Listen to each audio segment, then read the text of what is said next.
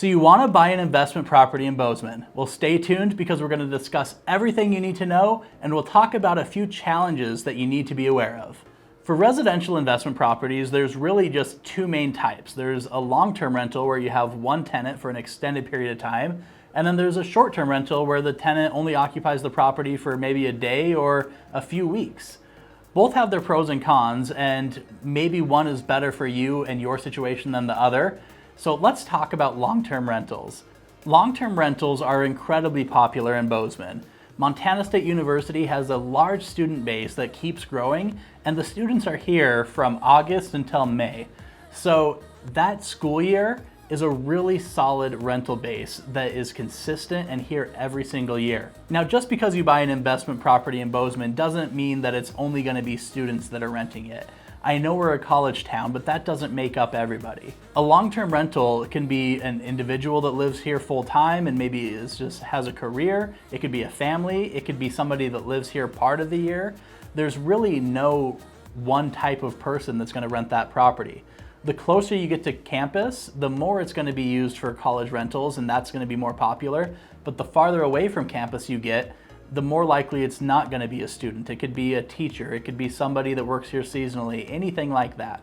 If you have a house in Belgrade, it's less likely that that's going to be used as a student rental, as they prefer to live closer to campus. In Bozeman, there's a lot of snowbirds, so there will be people that live here in the summer, but once it gets cold and the snow starts to fly, they're out of here. They're not going to shovel their walks. So they turn their property into a rental period just during the winter. And this is really common for people that go down to Arizona or Florida or California, wherever they're going. So if you do want to live in Bozeman, you can live here 6 months out of the year. Get out of here in the winter and rent that property out, whether it be a long-term rental or a short-term rental. And that's a really popular option as well. Short-term rentals are incredibly popular in Bozeman, and for good reason. Bozeman is a tourist city. People flock to this area. Yellowstone National Park has over 4 million visitors per year, and a lot of those come through Bozeman, through the Bozeman Yellowstone International Airport, or just driving through and going south from Bozeman into the park. When the tourist season in Yellowstone National Park stops, that's when the snow starts flying and the ski season begins. That's when Big Sky and Bridger Bowl really take off, and that's going to attract people as well. So there's no bad time of year for an investment property in Bozeman. It's going to be a little bit slower in the winter for tourism, but it's still a great time to visit the state, and this winter playground brings a steady flow of people that want to get out and play. Short-term rentals are pretty regulated inside of Bozeman city limits. In 2017, after more than a year of public review and over 1,000 public comments, the City Commission adopted a new regulation for short-term rentals. If you're going to have a short-term rental in Bozeman city limits, you need to go through the permitting process with the city. This is done every year. The annual registration fee is $250, and there's currently a safety inspection fee that has to be done the first year as well.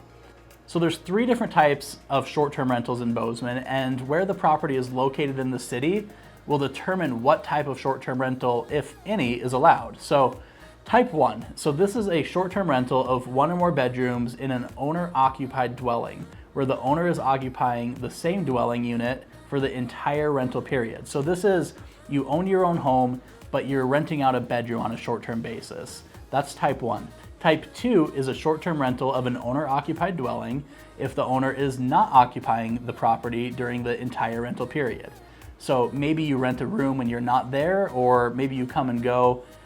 Another example of a type 2 short-term rental would be an accessory dwelling unit.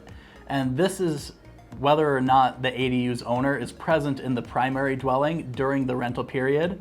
Or you could also have a duplex where you rent out one side of the duplex, whether or not you're living in the other side. This would be type 2. A type 3 short-term rental is a rental property that's not owner occupied. So you bought the house primarily to use as short-term renter, you don't live there at all. That would be type 3. So after this video, make sure to check out the map in the description to see where each type of short-term rental is allowed in the city of Bozeman. Along Main Street, it's going to be pretty open, but once you get off of Main Street, there's going to be different pockets around the city where you can have one type or another, or none at all. Because of these regulations, a lot of people choose to have their investment properties outside the city limits of Bozeman. So if you are in the county, you don't have to deal with type 1, 2, and 3 and that permitting stuff, but there is HOAs. So if you have an HOA, they can write in rules that don't allow rentals under 30 days or don't allow rental properties at all. And if you're in a condo, you need to be aware of this because they may have it to where only a certain number of units can be used as a rental property. And sometimes they don't allow short-term rentals at all either. So be aware of the HOA and look at the property. So you have the city level and then you have your HOA. And that's going to determine what you can and can't use the property for. Another popular area for short-term rentals is Belgrade. It's less restrictive than Bozeman, so you don't have to jump through as many hoops. And it's where the airport's located, so it works out pretty nice. People, especially if they're flying in late, they just want to get to their place where they're staying. So people will fly in and go stay at a short-term rental in Belgrade that's closer to the airport, and it also makes it easier to get to the airport in the morning if you're closer. You don't have to wake up quite as early. So Belgrade's a really popular area, but Bozeman is definitely closer to the center of the action and will be more popular. And if you find a property that's close to Yellowstone National Park or Bridger or Big Sky, that's going to be a really popular location year-round as well. Another thing to consider is if you're buying an investment property and you already own a different investment property that you're looking to sell, is a 1031 exchange. Now what this is it's a tax deferment to where you don't have to pay capital gains tax if you roll those proceeds over into a like-kind property. So if you're selling a rental property in Florida and you buy a rental property here, you can do a 1031 exchange so that you don't have to pay capital gains. Now they are talking about getting rid of the 1031 exchange, so take advantage of it while it's on the table. I don't know how long it's going to be here. A few important parts of a 1031 exchange.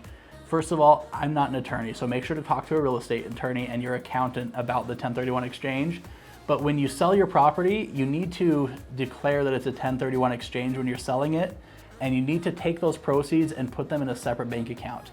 If the money hits your bank account, it's over. You're not doing a 1031 exchange. So that money can't touch your hands, and then it has to go directly into the proceeds. So there's a way to navigate this that we're gonna help you with. But if you are looking to do a 1031 exchange, do the research up front. You can't just on a whim decide to do it later after you're already buying the next property. So if you're looking to buy an investment property in Bozeman, make sure to reach out to us at the Harris Group. We'd love to help you out and help you navigate all the complexities of this market. Also, check out this video here. It's all about living in Bozeman and the pros and cons of living here. Don't forget to subscribe, and I'll catch you on the next one.